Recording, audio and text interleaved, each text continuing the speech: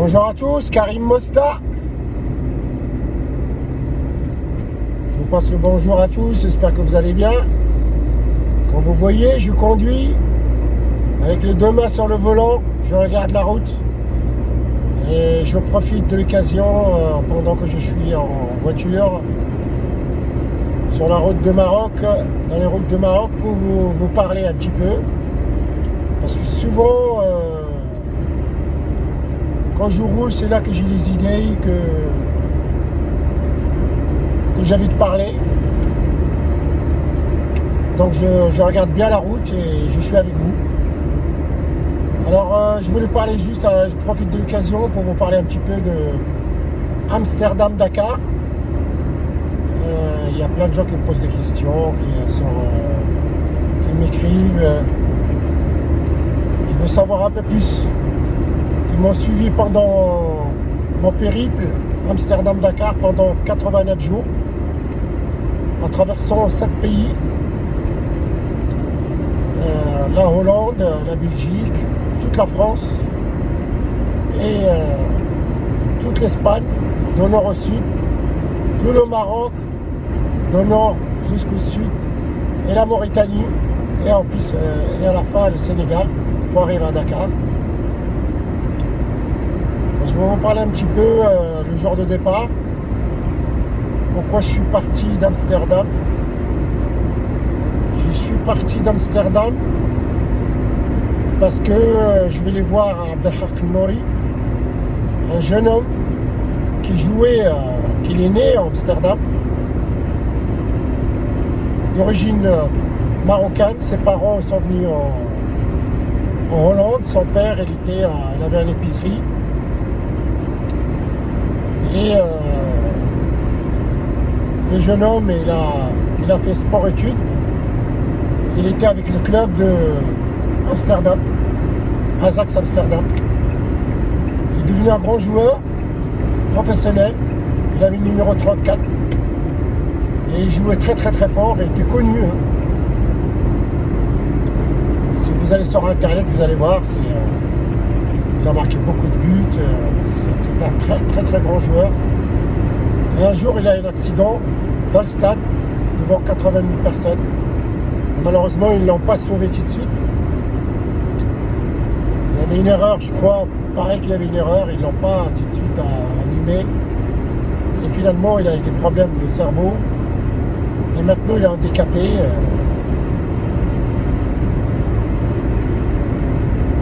Il ne peut pas bouger. Il ne peut même pas se nourrir. Il ne peut même pas marcher, ni rien, ni parler, ni rien. Il regarde avec ses yeux. On ne sait pas qu'est-ce qu'il pense. Mais son père, il dit qu'il comprend tout. Donc il lui parle comme s'il était un mec normal. Avec ses yeux, son père, il dit qu'il comprend tout. Donc ils ont fait un immeuble. Ils ont construit un immeuble. Il y a un gros ascenseur. Il y a une terrasse. Grande chambre. Il y a tout ce qu'il faut. C'est comme une clinique. Il n'y a que sa famille qui s'en occupe. Ses frères, ses sœurs, ses cousins. Personne d'autre. Et de temps en temps, il y a le club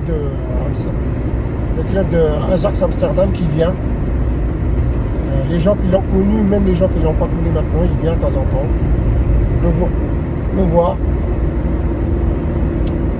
Et ils ont fait un stade à son nom. Et moi, je ne connaissais pas avant que je jouais.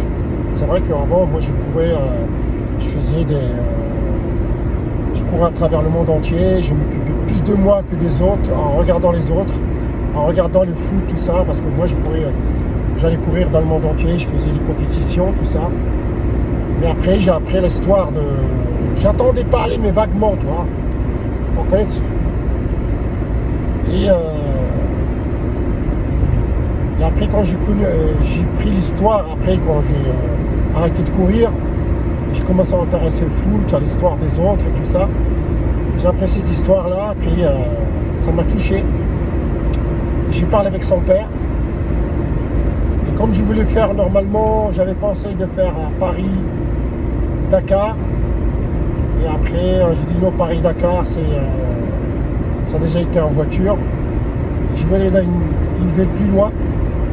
Et c'est là que je connaissais l'histoire de Abdelhakim Nouri. Et ben je dis tiens, je vais aller le voir. Et en même temps, je pars d'Amsterdam. Et ça sera l'occasion de le voir, de voir sa famille. Et voilà pourquoi j'ai fait Amsterdam-Dakar.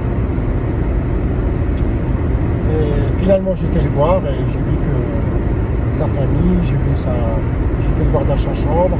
Ses parents interdits à n'importe qui, personne qui peut faire des photos, impossible. Et j'étais le voir et je suis parti le 8 mai, j'ai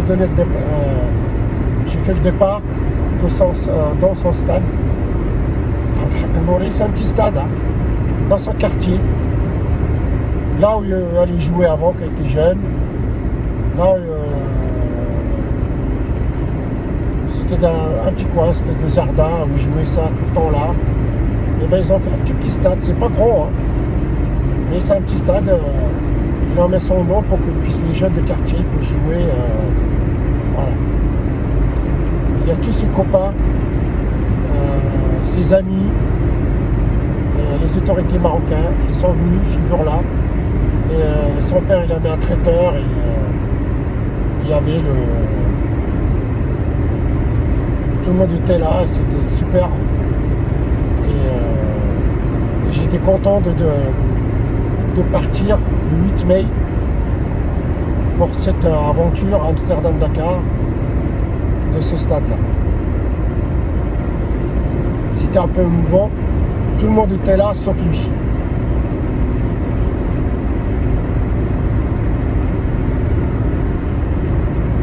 Ma femme était là ce jour-là,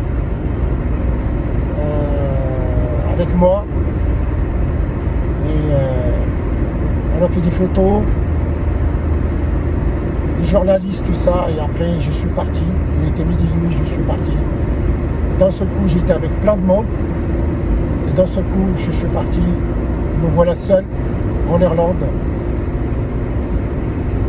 Direction Dakar.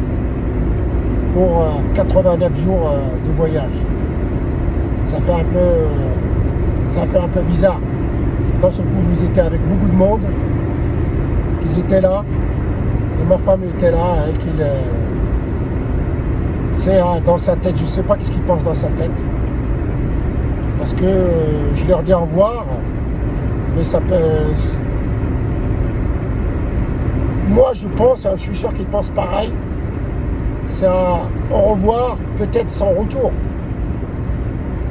Parce qu'elle, il dit peut-être que c'est la dernière fois que je vais voir mon mari. Et en même temps, dans ma tête, moi j'ai dit c'est la dernière fois que je vais voir ma femme. Mais on n'ose pas le dire. Je leur dis au revoir. Mais lui aussi, il me dit au revoir. Mais dans sa tête, il dit est-ce que je vais revoir mon mari? Parce que c'est quand même le danger de la route, les accidents, les maladies. C'est quand même... On n'ose pas penser. Pareil comme moi. Et on se dit au revoir. On se courra, tu dis bon, fais attention à toi. Moi c'est pareil, je dis faire attention à toi, à bientôt.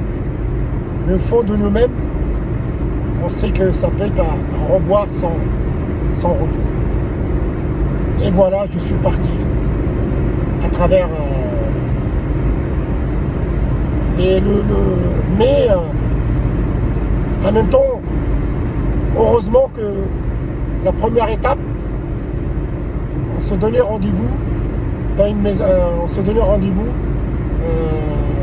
en Irlande, parce que la première étape, j'ai vu quand même ma femme. Je l'ai vu, j'ai fait 130 km, j'ai dormi chez l'habitant dans une chambre d'autre, il était là. Mais voilà, on s'est vu quand même le jour même. Le jour même, quand je donnais le départ, j'ai fait 130 km. Je dormais chez les habitants et ma femme était là. Donc je l'ai vu quand même le premier jour. Heureusement. Et je suis parti pour 130 km. Et je remercie tous les gens qui étaient là, les majorité marocains, tous les Marocains de Hollande, qui étaient là pour m'accueillir avec de la musique. Ils ont mis un traiteur, il y avait des gâteaux, il y avait quand même deux autres nationalités, des Hollandais, des Algériens, des Tunisiens qui étaient là, des quartiers qui étaient tous là pour m'encourager et pour me dire au revoir, des enfants. C'était un peu mouvant et c'est quand même un peu drôle parce que tu es avec plein de monde, d'un seul coup quand tu leur dis au revoir à midi et demi, ça y est, tout seul, sur le route de Hollande que je ne connais pas. La Hollande, c'est la première fois que je viens. Et là, je compte sur mon GPS et la route que j'avais tracée. Et me voilà en Hollande. Et là, il ne faut pas se tromper. Il faut prendre la bonne route, faire attention dans un pays que tu ne connais pas, que tu ne parles pas la langue et que tu vas traverser. Et je suis parti pour 3 mois de vacances, 3 mois de voyage. Et ça fait un peu étrange. Ça fait vraiment... j'avais eu frisson, j'avais de pleurer, en même temps je suis content. Heureusement que je savais que je vais voir ma femme au bout de 130 km ce jour-là. Voilà le premier jour d'Amsterdam-Dakar. Et je vous parlerai plus tard de la suite. Suivez-moi sur YouTube, Karim Mosta. À bientôt.